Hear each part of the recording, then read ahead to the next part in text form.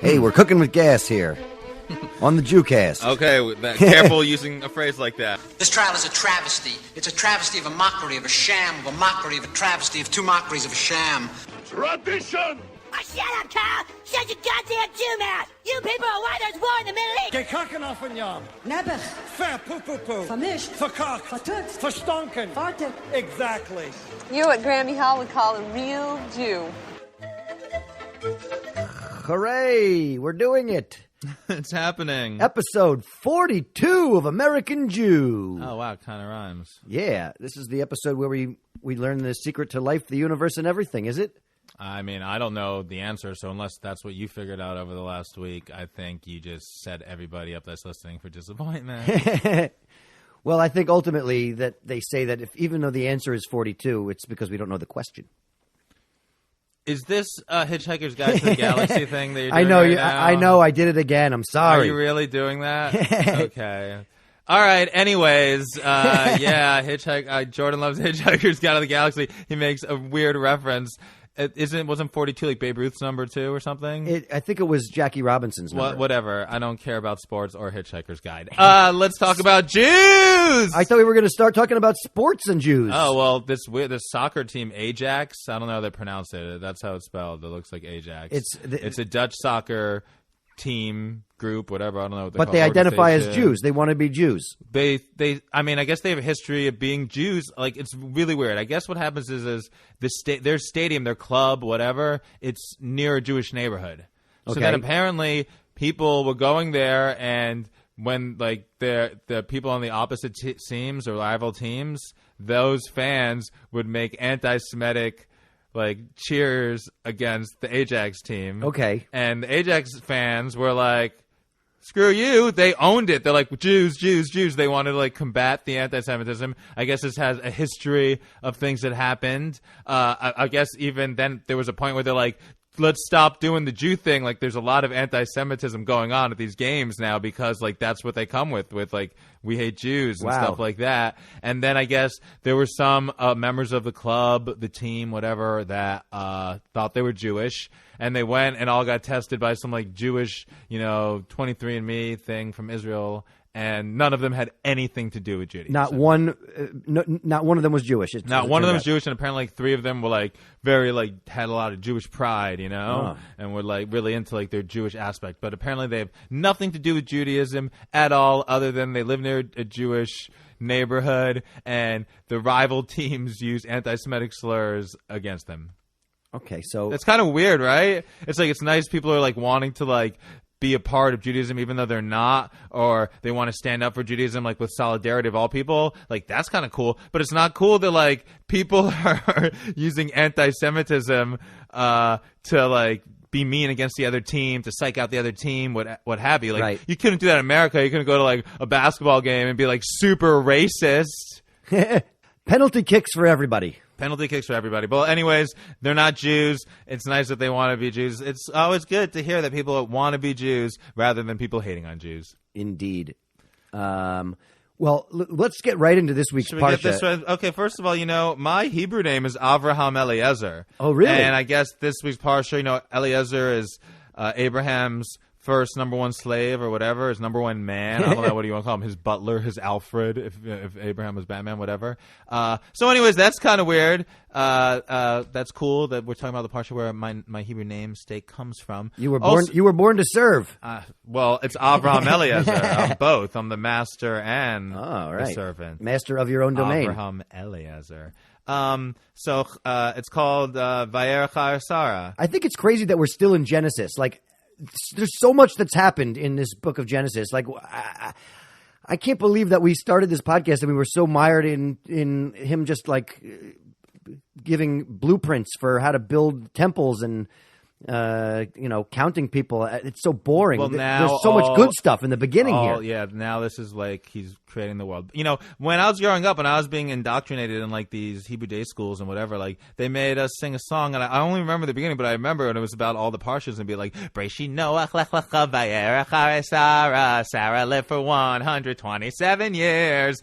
And then it went on and named all the rest of them, but I only remembered up to that part. But yeah, that's what happens. Sarah the most beautiful girl in all the world, apparently. I mean, kings want to take her away from Abraham. Yeah. In fact, God only wants Isaac, the son, who's going to be, the future of the Jewish people, to come from her because she's so hot. Right. Even God has the hots for Sarah. She dies at 127 years old. 127. She's 127. She is 127. She's dead. It's very sad. Isaac's sad. Abraham's sad. So whatever. Isaac buys a plot of land. Well, that's first of all, he has to. The fact that he has to buy a plot of land to bury her in the first place. Like, this is the first time we really, are seeing Jews making transactions here. Well, actually, the person said that he would give it to him, Abraham, for free, but he let it slip that it was worth for 100 shekels, and Abraham still gave him the 400 shekels, and he got this double cave, and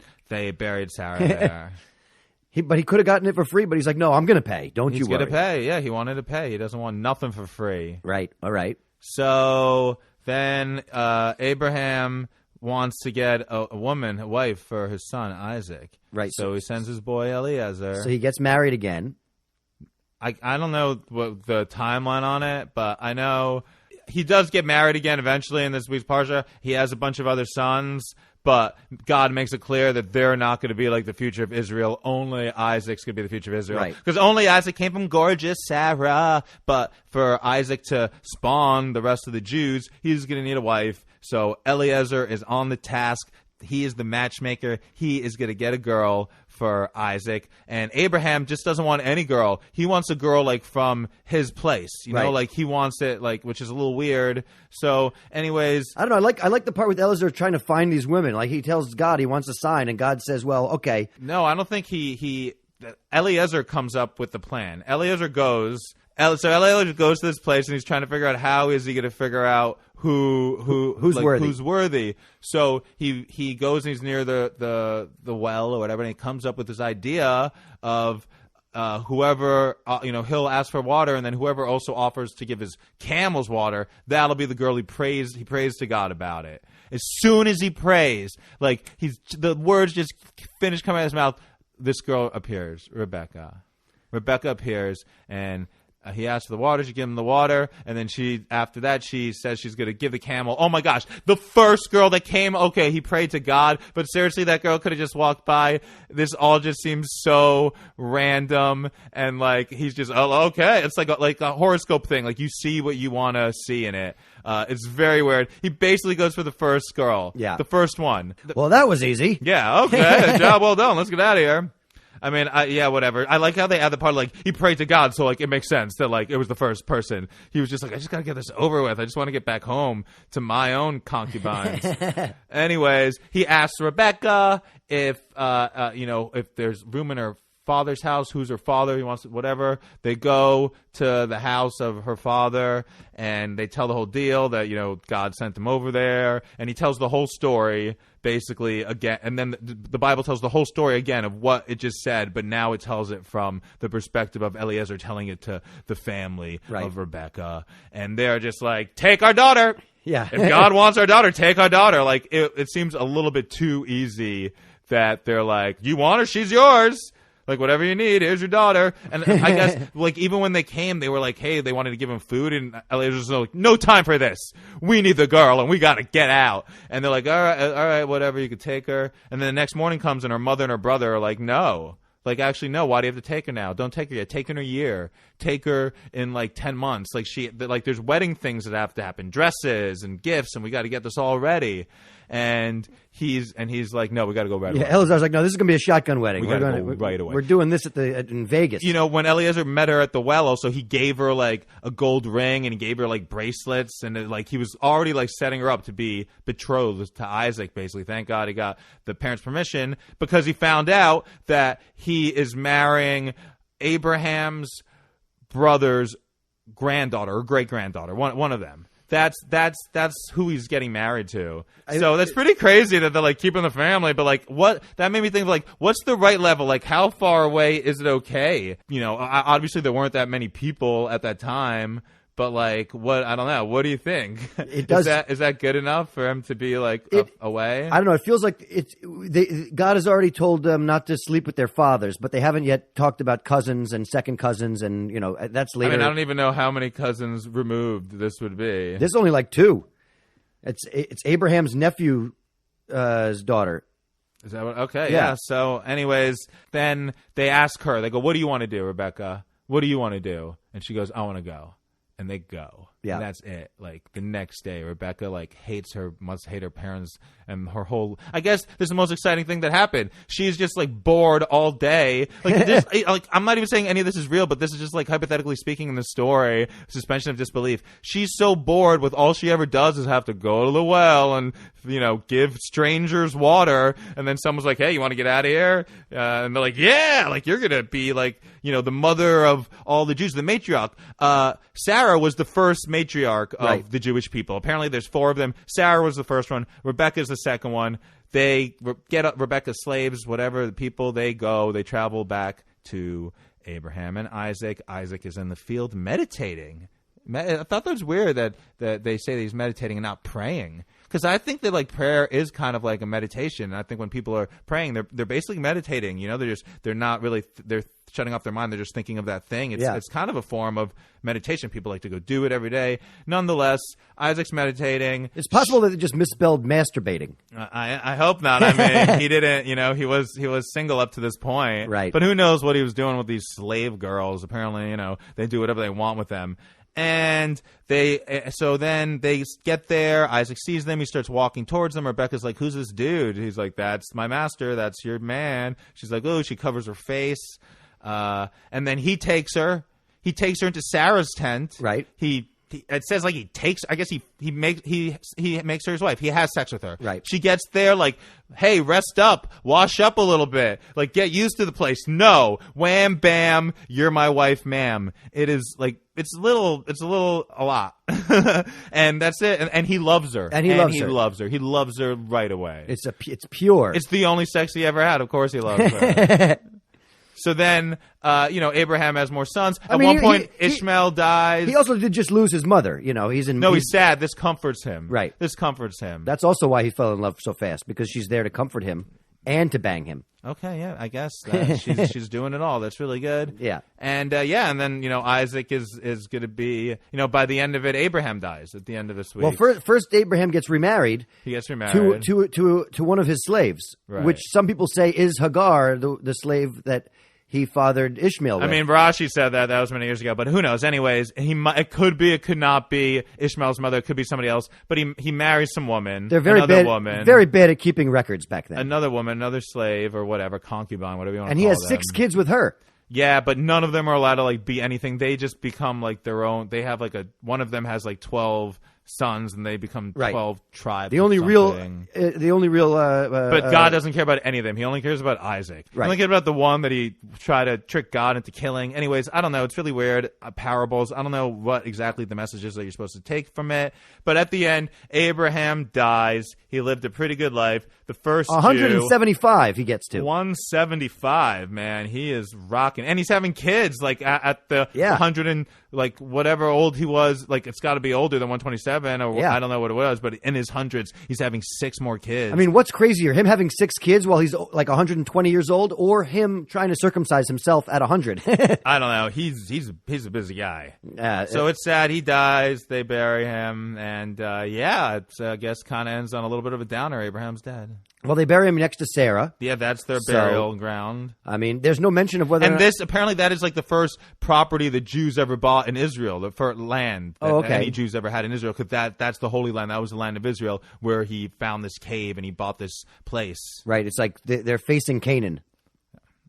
Okay. Right? Isn't that what it says? I don't know. They want to be buried facing Canaan. They're buried in the land of Israel, and this is the first. And he bought the land for the 400 shekels of first Jewish land. So the first time Jews have land. And it's got a nice view. Apparently, it's a very nice place with it's beachfront. A cave. Yeah, it's cave, but it's also beachfront property. Is it beachfront property? I don't know. Okay, I don't think it's beachfront property. Anyways, it's a beautiful cave. It's a lot of nice. sand there. He buys it for her. So he dies. He's buried. The two of them are buried together. Right, by Isaac and Ishmael. Isaac and Ishmael. The two of them do it together. The two of them do it together, the brothers. Yeah. The brothers, hopefully they could like be friends and unite, but it's probably not going to happen. Well, that is a pretty big cliffhanger. Yeah, it's a lot happening. Now it's passing the torch down to Isaac. Now, it's going to be Isaac's story, and what is God going to make him do, and him and Rebecca, he just got a wife. So yeah. Lots happened. People got married. People died. Land was bought. We're finally, getting into the whole camels got contracts. Water. This is like a crazy action-packed episode. But last week's was pretty crazy. The whole like Sodom and Gomorrah thing that makes Game of Thrones look like Gilmore Girls. Isaac is marrying one of his cousins, it sounds like. There's only so many people, I guess, And I guess it's weird because he wanted to keep someone in the family. Same thing, like only marry a Jew, only marry, someone that's Christian or Latino or Chinese or whatever. Like people have always liked to do that. That's not how you get a Derek Jeter, though. You got to mix. I guess. I'm just saying. I think it takes a while before God starts telling everybody not to bang the rest of their family because there's not enough of them. Yes, I guess that is one theory of why God waits so long before he starts making those the rules. Yeah. But so far it's working for him. So God's not too mean. He's asking a lot. He's asking a lot of people. But, he's a little mean with Noah's Ark. But now he's kind of like he's a little excited. He's got this project. Yeah, he's softening Abraham up a is little the bit. first Jew. He's got his own people. What I don't get is why aren't all his people Jews? Like, why weren't Adam and Eve Jews? He made them. He made us in his image. Like, why isn't every person like his people? Why did be like, oh, I'm gonna do this, and then I'm gonna, and then only certain people are gonna be, Jews. I'm gonna create a bunch, but I'll pick which ones. You're a Jew, not you. You're a Jew, not you. Like, what's up with that? I know it's like a big game of Duck, Duck, Jew. Oh, very funny. But I will say this seems like the first portion that we've read where God kind of sounds like he knows what he's doing. The rest of them so far have been like, oh, let's see if this works. Well, that didn't work. Let's kill them all and try again. And he's not as vengeful in this one. This one seems he's he's not vengeful yet. Right. He seems to be giving in this one, God. That's good. To the Jews. God. Yeah. Giving to the Jews. I hope the giving keeps coming. Well, so, I have to look it up sometimes because I was not indoctrinated with any of this. I know, but we talked about it, and you could spend a little time researching a little bit before we do the thing, Jordan. You don't have to be like, oh, yeah, we're about to record. Let's do it. Anyways, now that I've called out Jordan, check him out on social media. On Instagram, at Beatnik Nudnik. I'm at Jonathan Randall. Do us a favor. If you like the podcast, tell a friend. Yeah. Listen to it with a friend. Do something with it and a friend. I'm Jonathan Randall. I'll see you next week. Yeah. Listen, it doesn't cost 400 shekels to listen to this show. And I don't know, we're going to bury you next to it.